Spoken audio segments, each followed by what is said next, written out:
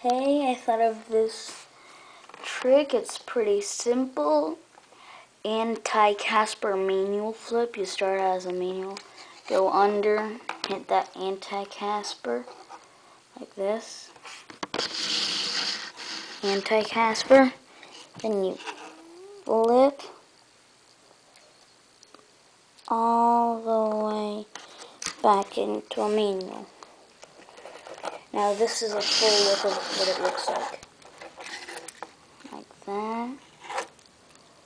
Then you flip all the way in a manual.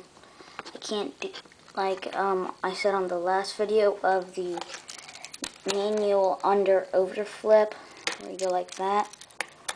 I can't like really do much stuff on Tech Deck. I can just do like weird flips, but I can't even pop an ollie.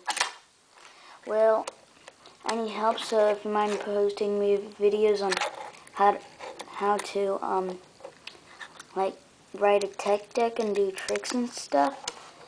And I just thought that it'd be cool if I showed off tricks I thought of here. And pretty nice. See you next time.